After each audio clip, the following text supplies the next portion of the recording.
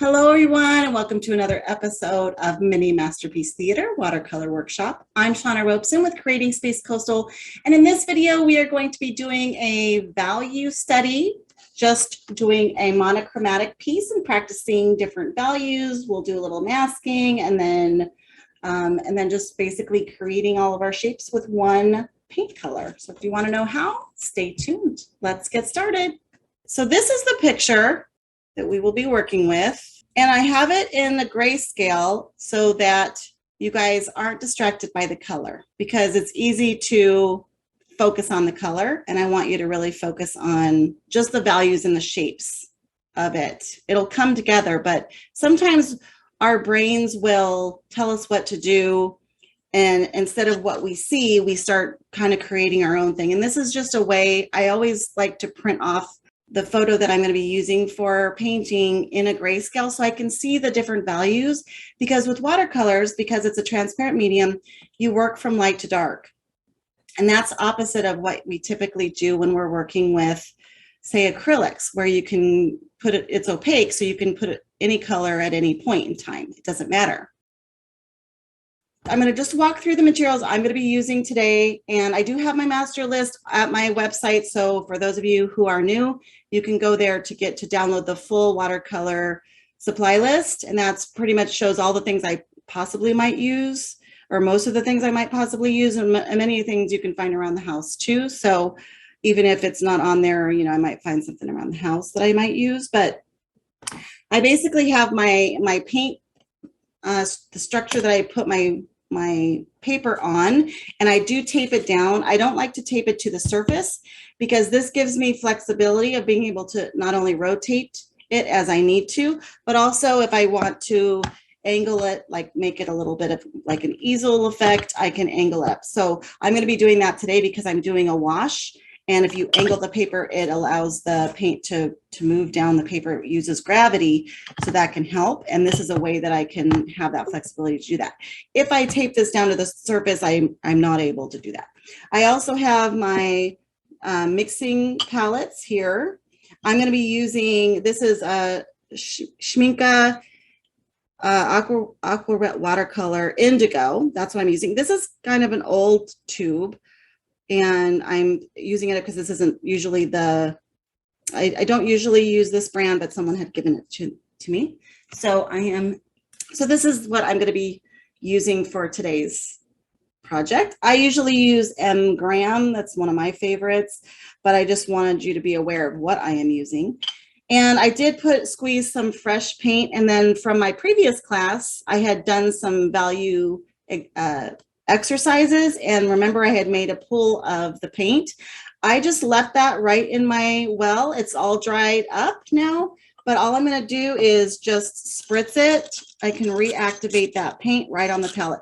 So you don't have to throw it out. You don't have to rinse it out in the sink. If you're going to continue a project, you can let it dry and then reactivate it when you come back to it. So that's one of the cool things about watercolor that you can't do with acrylics as well. And then I have two water jars here. One is my dirty water, one is my clean water. I always recommend at least two. You could even have three if you're doing a real, you know, multicolored project and the water starts to get muddy. This way you can rinse your brush that's dirty in the dirty side, and then before you go into the new color, you can rinse it clean. It's just an extra rinse so that you're not muddying up your colors. And then I have my cloth for dabbing and drying. I have a cut up credit card that I think I will be using for this, kind of like a palette knife. So if you have a palette knife, you could use that. And then I might use, this is just a scrap of watercolor paper. This is a 140-pound cold press. And this is it's just a scrap that I had. And I might use this as a stamping tool later as well.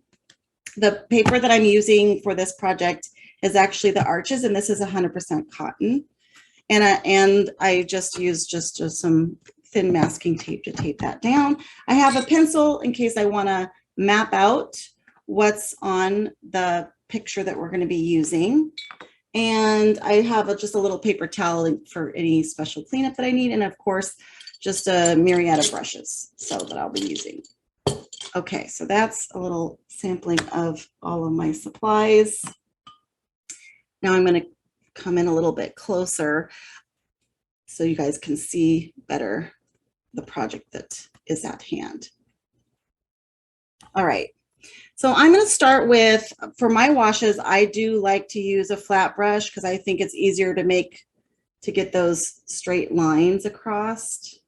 I'm not making lines, but just running the paint across in a straight line is just helps, I think, for me. So I do like to use the flat brush for washes. Before I use my brushes, I always wet them. You never go straight into the pigment without a damp brush. So I get my bristles nice and primed, if you will. And I'm going to just be loosening up, activating. You know what, this paint, I don't know if it's just because it's old, it's really looking grainy. I hope that'll settle down. It could just be that this is old paint, but oh, it's starting to, it might be okay. I'm going to try it. I want to use it up because it's not one that I use in my regular palette. So I thought, okay, I don't mind just using a lot of it up. But it could just be the characteristic of this paint, but it looks like it's blending up okay.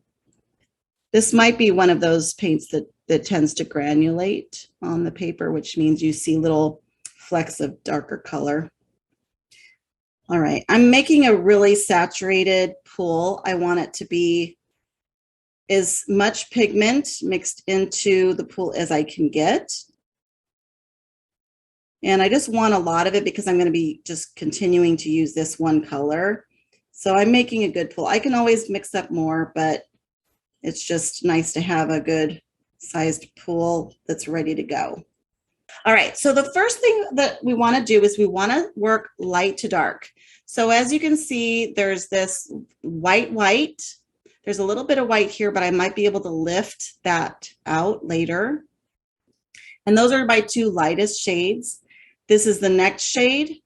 So it's 1, 2, 3, 4, 5, 6. You can see there's this 6th shade here, and then 7 and 8. 8 is completely black. So there are 8 shades, 8 different values that I can work with here if I want to. Now you can decide how many values you want to do it, if you want to only do 6 or 5, whatever you want to do. But the first thing I'm doing is just being aware of what my different values are and what those shapes are. This is kind of a round shape. Now, what I could do to start this is I could mask that out, and I think I might do that. I might just go ahead and mask that shape out so I have complete whiteness. You could try to paint around that, but because I want these to be smooth washes, if you try painting around it, you're going to see brush strokes that you may not like. So it's better to mask it. If you have masking fluid, you can use that. I do have masking fluid, but I want to show those of you who don't what you could do instead. And if you have bigger masking tape, you can use that as well. But I'm just going to assume that you guys don't and just show you some options that you have. That's roughly the size that I want for my sun. And I can just layer some tape together, and then I can kind of cut out a round shape. Maybe I'll add one more layer. So I'm just going to make a sort of roundy shaped sun. So that's a way you could do it if you just have, if that's all the masking tape you have. You can use bigger masking tape. You can use masking fluid. I'm going to map out where I want things on my page. So I'm looking at the example, and you can see this is about the bottom third is the horizon line. So I can go in here and just lightly create a little horizon line. So I know where that is. And then right above that is going to be my sun. Now my sun isn't in the center, and I don't want it to be. So it's about, you know, it's a little above to the right of this bottom, it's about the third. So if I divided this page into threes, and that's the kind of the golden thirds, it's in that quadrant that's right at this bottom quadrant, this at the corner intersection. So if I divided it into threes this way, and then I divided it into threes this way, it's about right at that intersection. So I'm just going to kind of place that on my page out there too. And I want to make sure, at least at the edges, that I press that down, because if they're lifted at all, it's going to let some of that paint in. Okay, so right above the horizon line, I've got my white. And you can also, if you want, you can even sketch in the lower line. So I'm going to basically put like where the people are. Maybe I have the people there and there. I can make just a little sketch to show where things are. So when I'm painting, I know where I can put things. You don't want it too much. I don't even know if you guys can see. I just lightly sketched that in just to help me map it out. I don't often do that because I can just kind of reference my picture, but it can help if you're trying to keep some light on the page or some dark, knows where your darker spots are or whatever, it can be helpful. All right, so now the first thing I want to do is the very lightest shade. I already have my white, so that's done. Now I'm going to be doing just over the whole thing because I'm going to be covering it, so it doesn't matter. It's all the same color. So I'm just going to cover my whole page in the lightest, the next lightest shade. I have my brush full. I'm going to bring some paint over here, and then I'm going to dilute it down. You can always go darker, but you can't go lighter. So it's good to start off pretty light. And it's going to probably look darker in the palette than it does on the page, and it's going to dry lighter as well. So this may not look like the lightest shade, but probably on the paper it might be. You can use scrap paper. I recommend, if you want to just see your value, you can just have some scrap paper handy and see what that looks like. So I think that'll be okay. Now I'm just basically going to make a fairly even wash all the way down. This is really going to be this color here, right? So, but I just want it to be across the whole page, because as I add layers, it's going to darken and darken, even if it's this, if it's the same pigment. So I'm just going to go ahead and just use this all the way across to keep a nice even base. I'm going to run my brush straight across. It got a little bit dry there at the end, so I'm going to make sure I have plenty of water. Starting at the bottom of that previous line, I'm just going to run it across, touching that bead, reload, starting back where I ended, going back across, reload. And this is why you want to have a nice big pool, because you want to have plenty. You don't want to stop during this process, because if you do, then this is going to start to dry and you'll get weird blooms and things that you may not want. All right. So I just created a pretty even wash across my whole painting, leaving my lightest available. Now I do need to, for this style, I do need to let this dry, and that's going to take a while. So the first thing I'm going to do is go ahead and mix up a little deeper shade. So I'm just going to add a little bit pigment from my high value pool.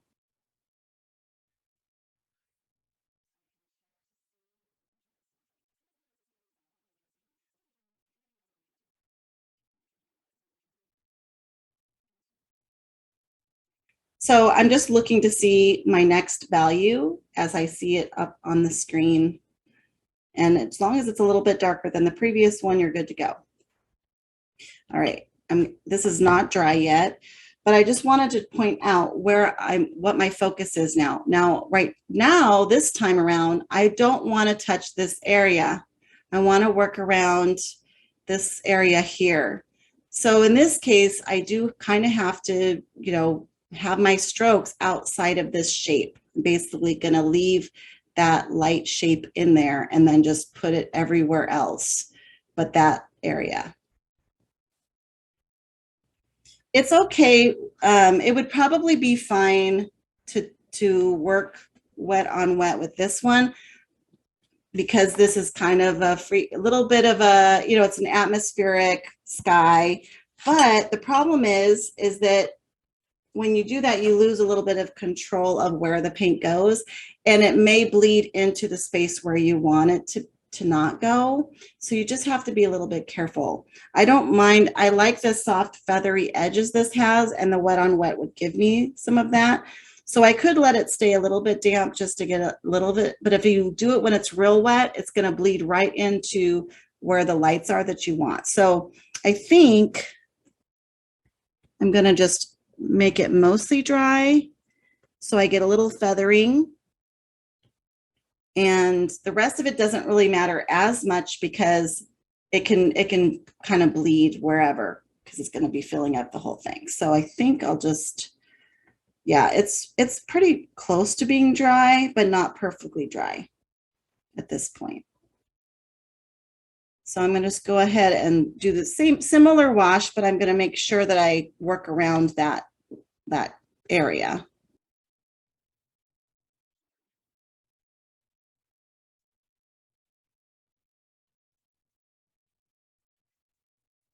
Now, because I'm using this flat brush, it's creating more of a straight line, but I'll show you how to fix that in a minute.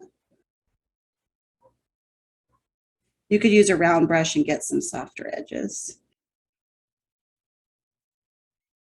I'm going to take my round brush,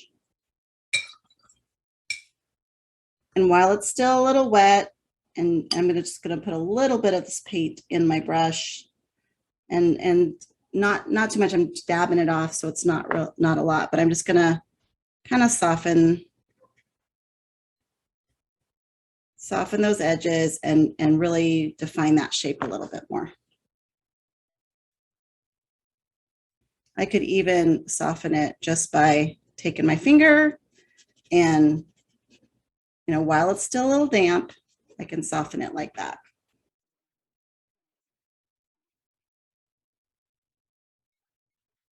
I am going to switch to, because I'm trying to make these organic shapes, I am going to switch to a round brush now, because it just gives me a little bit more flexibility when I'm trying to create those shapes. I'm going to go to my, this is a number 14, my Blick Master Sable. And again, if you have a different brand, your 14 is going to look different than mine, but it's probably about a, let's see, it's probably a,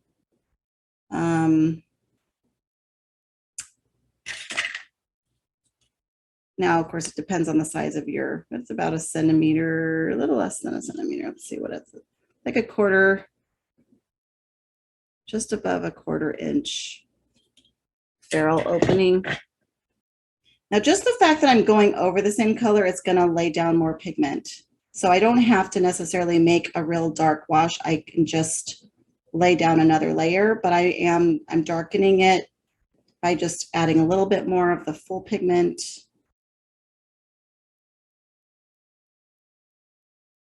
So the next value is this one.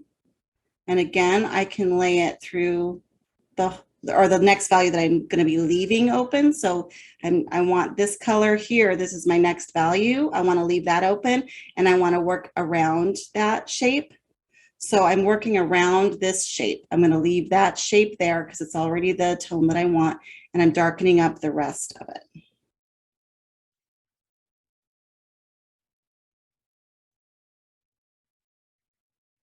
Now it is a little bit wet, so it's going to move a little bit wet on wet, but it's not very wet, so it shouldn't move too much. I don't want it too wet, or else it might start moving all my pigment where I don't want it to be.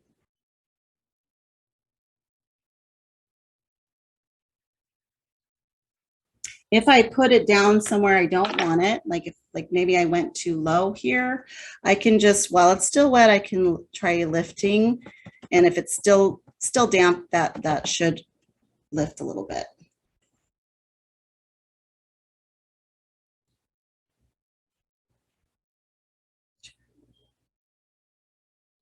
Now you can see I'm losing, because I did wet on wet, I'm losing some of those lines in there. I can come back in and darken those up, but you have to be careful, like I said, when you're working wet on wet, because you don't have as much control. And I'm trying to let it dry as much as possible, but sometimes I get a little impatient. So, all right, I think before I go into this next layer, I do want to make sure it's dry, because I want to get some of that shape of, I want some of this shape here, and I want this line to be really defined. I'm not going to get this defined line here if I do try to do wet on wet. So I want basically to have a little more control this next layer.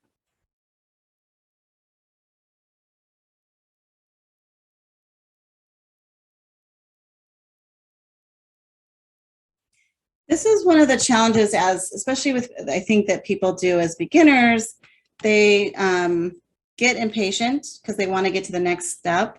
And you really do have to have patience with watercolor, because some steps you really need to let it be completely dry, and some you do want a little bit of wetness, and some it can handle slight wetness but not much at all. So it really depends, but if it needs to dry, walk away. You can use a hair dryer, but I recommend letting it dry naturally. Ways you can tell that it's dry is if you see, like I can feel this corner is still wet. I'm gonna have to dry that more.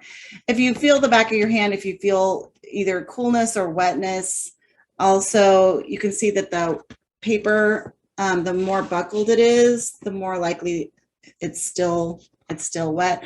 When you dry it, it should flatten down again significantly, but maybe not completely, but it's going to flatten. It'll bulge out when it's wet, because that paper sort of those fibers swell, and then they shrink back down. That's why you tape it, just to try to keep it as flat as possible. It's going to probably keep some buckling, but it's going to be flatter if you tape it down. Yeah, it still feels wet. I have put several layers on this and didn't let them dry, so it's going to take a little longer to dry that. Let me just go ahead and mute again and do some more drying. Okay, that feels better. And it's probably hard to see where you guys are, but a lot of that buckling, you can see a little bit there, but a lot of that has gone away. And so I think, there might be some dampness around the edges. I try not to use too much of the hair dryer with the tape, because that can soften that adhesive, which is good when you're trying to remove the adhesive. You can use a little bit of that heat to loosen it slightly, but you don't want it to loosen it to the point where it leaves gumminess on your page. So it's kind of a balance between those two. So I'm trying not to dry right on the tape, because I'm trying to use a little bit more heat, but normally I would let it air dry or try to use a cool setting as much as possible. All right, now I want to, I'm kind of working sort of in the negative space. So I'm trying to leave, I already left this shape, and now I'm going to be leaving this shape that's around it, and I'm working in this dark shape. So knowing what you're working on is really important. I'm working on this shape here, and all this down here is going to be that or darker. So I can work from here down all across this line, and then here. I don't want to touch any of that because I've already laid that down.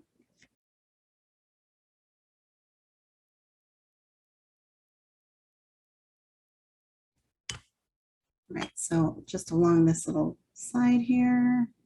I want it real organic, so I'm not going to try to create like a straight line. I'm just going to dance it around in there. And then let me get my horizon line in there. You know exactly where that is.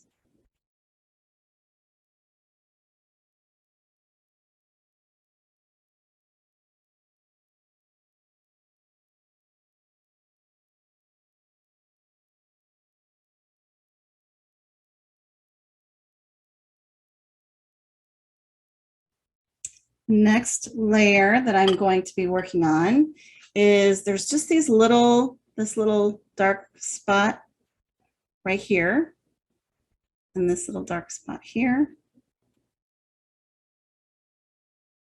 So I'm going to bring those in, and then there's kind of a clump here, but I can do that more when I do my darkest layer. I don't have to do that right now, but see that's little kind of shading back there and this shading back here. And I can, because I can work wet on wet here because I'm not too close to areas that are gonna get contaminated, because it's all, the only parts that are wet are the darker area. So as long as I don't get too close to the edge of that and I stay deep in the areas that I want to darken, I'll be okay. I want to get a darker wash now. This is going to be my next darkest value. So I want to make sure that I have it fairly deep.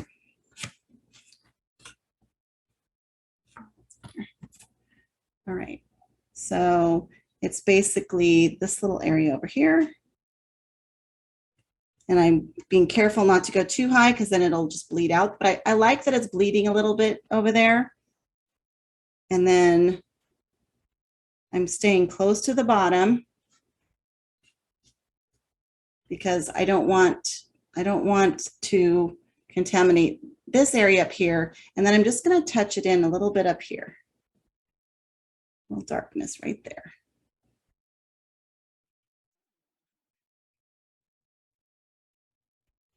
I'm thinking of that mound that's right there. So I'm putting a little bit of that in there. And I can, as long as I stay close to this darkest dark, I can put a little bit of some stuff in there. It's pretty dark right at this horizon line along here. So I'm going to put a little bit of some stuff there too. Just dropping a little bit of that. For my darkest, I want to make sure it's dry again because I don't want to have it going up into the lighter areas, and I want control, and I want to make those little weeds and things like that. So I'm going to be real careful about making sure that it's dry for the darkest color. If you wanted to try to get this darker than the value that you're using, you can always try doing the shade where you add, if you have a black or something. But the problem is it doesn't always mix how you think, because black's made up of colors. Sometimes blacks are a green black, sometimes they're a blue black, sometimes they're sort of a reddish black. So depending on what that black is mixed up of, it's not, there's no real pure black, because black is just made up of other colors. So it doesn't always mix up pretty. It can be muddy. So if you are going to do something like that, where you want to darken a shade by adding black or something like that, like in this case, I might add Payne's Gray instead, because Payne's Gray has a blue hue to it, and it's a blue and black mixed together. But try it ahead of time, practice on another sheet before you add it to your project. That's what I would recommend if you're, all right, I'm getting a pretty deep shade of this. But if I add water, that's diluting it. So then I have to add a little bit more pigment. So I want to make sure I have a nice saturated pool of this pigment, as much of the pigment that this water can hold for my darkest shades. And that takes practice. It's hard to tell sometimes just by looking at it in this. That's why I do recommend trying it out on the page to see what you're getting. That's a pretty deep shade of this. So that should work. Okay. Now I'm going to go ahead and dry this again. One thing to keep in mind when you're working with watercolors is it's not over till it's over. So oftentimes when I was first beginning watercolor, I kept wanting it to look good all the way through the project. I wanted it to look polished and like what I was trying to get and all of that. And the reality is that's not how it works necessarily. So you need patience and you need hope because you can work things out in the end. If you don't like it, you can do some things to help it out in the end. So just don't get midway through and go, oh my gosh, this isn't working out, because until you're done, it's not done. It's not over till it's over. So keep that in mind whenever you're working with watercolor. All right.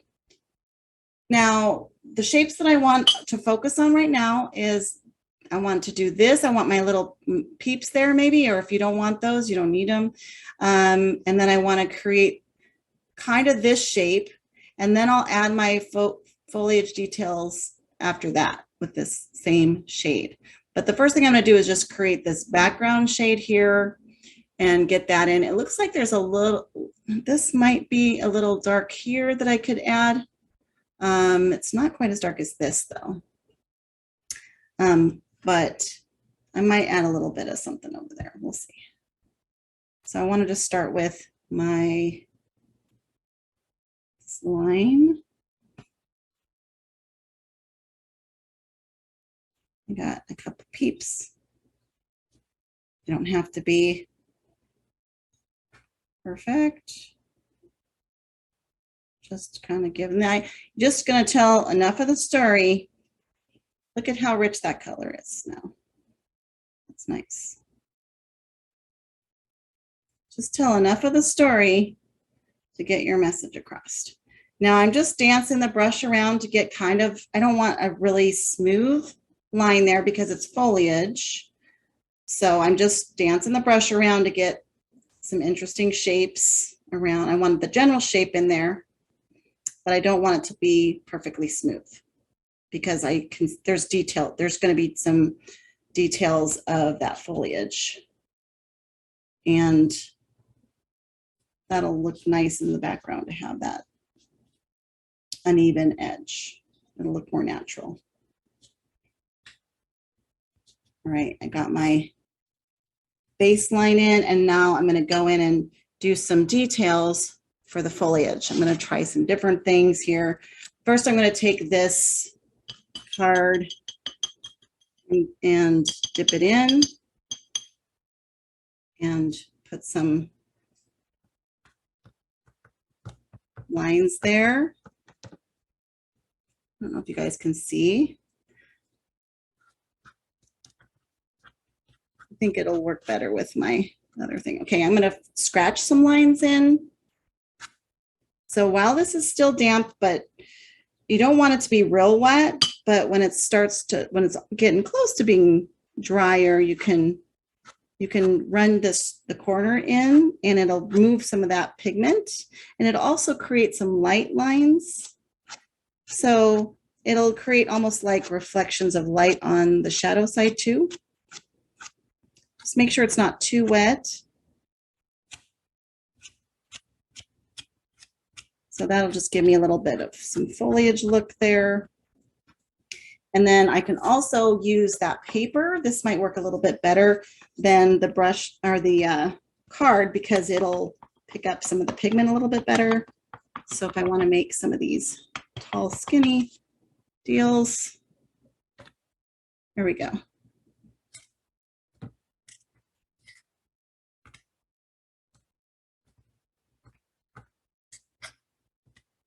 Some tall reeds in the grass there.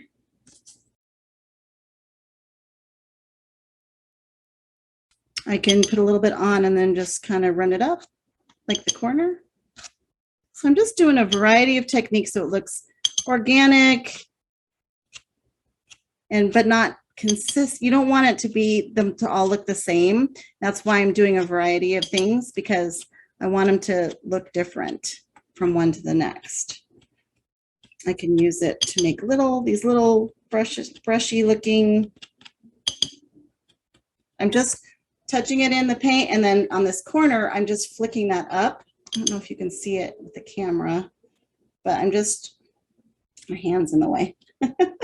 I'm just touching the corner, and I'm just flicking out so I can make little wisps of paint come out. And then you can also, this brush, if I wet it, and kind of rub it on my hand, it spreads out the bristles. You can see that. See how it spreads the bristles out? So I could use that a little bit to make, if I want to make an interesting, you know, something foliage over there, I can use that as well. So I'm just getting this, basically these little,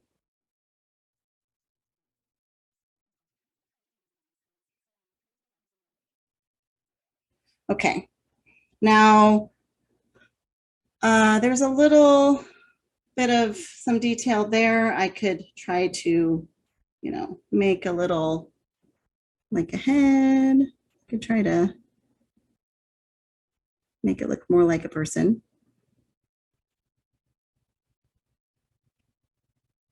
All right. Now I want to bring in some contrast along this area. I feel like there does need to be a little something there. So I'm just gonna touch a little bit of this in. Let's see if I can make it. I'm just scraping across that. I put a little bit of paint in, I'm scraping across it just so it maybe drags the paint across, and maybe I'll get some dry brush look. Want to look real organic.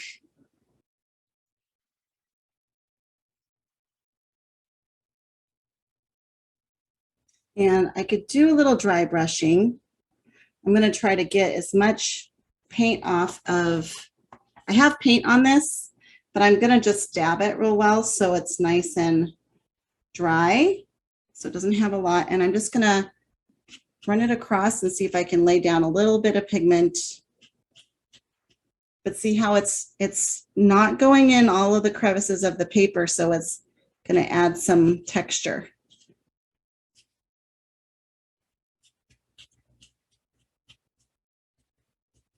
And I'm going to bring it in, but I want to leave that middle part a little lighter. So just taking it along the side of the bristles, just to give that water movement in there. This is where you can add to the story. You don't have to follow exactly whatever the photo is. It's your story that you're telling. So you can embellish or change it in any way that you want. Now, I do want to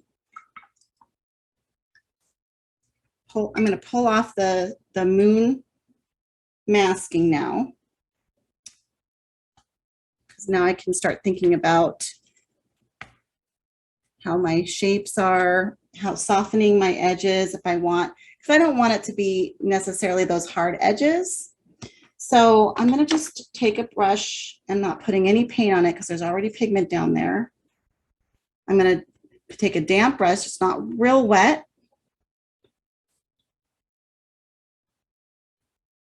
And I'm just going to soften some of those edges.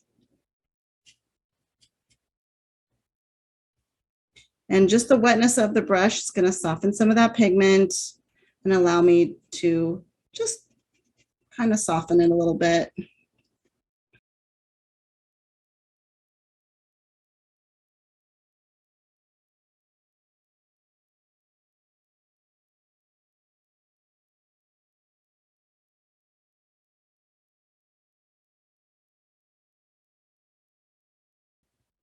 Now this is probably pretty staining, so it's not picking up, you know, as quickly as some other pigments might, but that's okay. I just want to have it a little bit softer.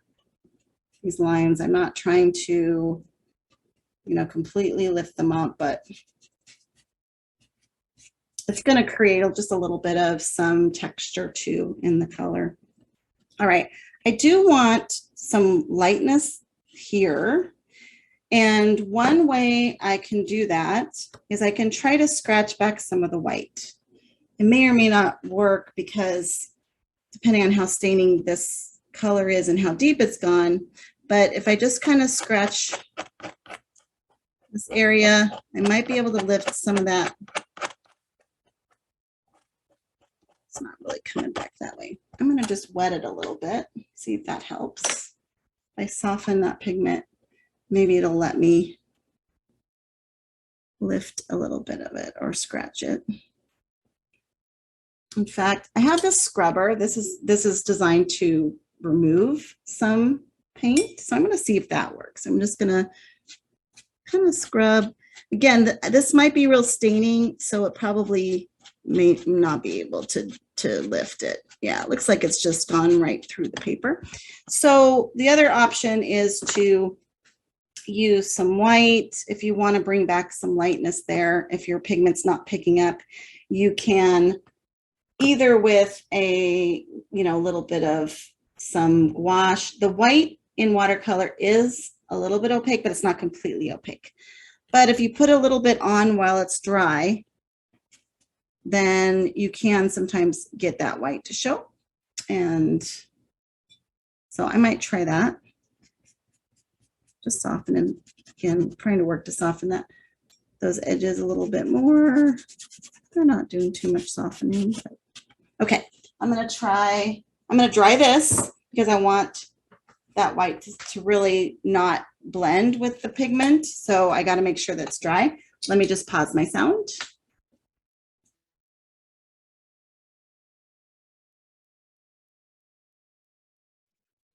You can also use a white gel pen, or you can even use some acrylic if you have white acrylics, anything that is, that'll sit on top of that. I want to be, very, very, I want it to be very, very subtle. I'm going to use a very small brush. I don't want it to, I just want to give a hint of some of that moonlight on the water. I don't want it to be too wet, so I'm making sure that I dab off any extra drips. I want it to be really controllable. And I'm just going to kind of brush it along the horizon, and just tap it down a little as I go. Like I'm just brushing, kind of dry brushing it. I don't want too much, just right in that center area, periodically letting it sit down, getting smaller as I move towards the. So I'm just tapping in just a tiny bit of some highlights there.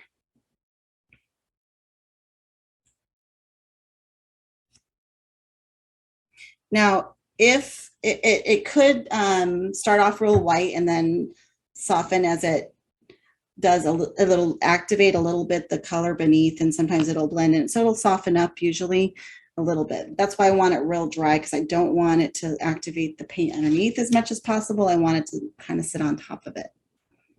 So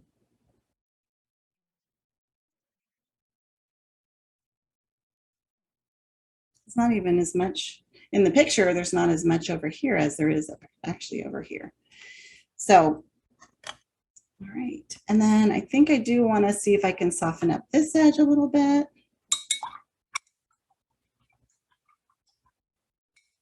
I don't want it to look like there's a mask there. I just wanted it to show that there's darker shades of the sky. So it's a little bit of a hard edge for my taste for that.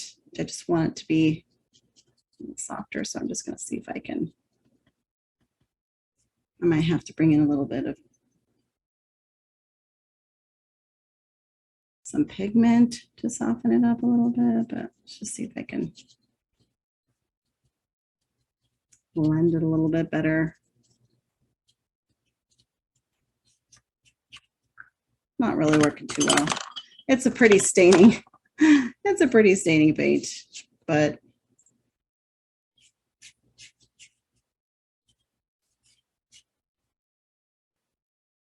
if you can't lighten an area, you can always darken the area around it. So I'm just bringing in a little bit of the pigment, and I'm just going to try to soften it that way. So it's like, okay, that's just too much. So I'm just going to darken that whole area.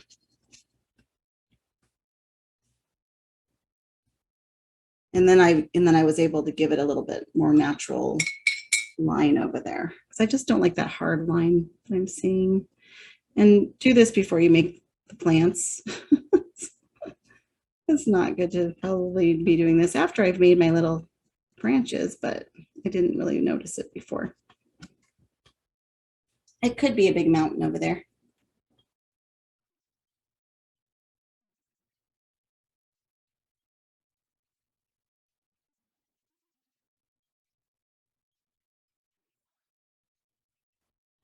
There we go. That's better. That's better. I just wanted a little softer.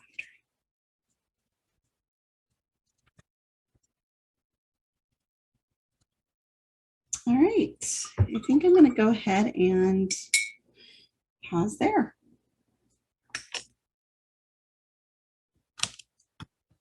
Monochromatic sunset.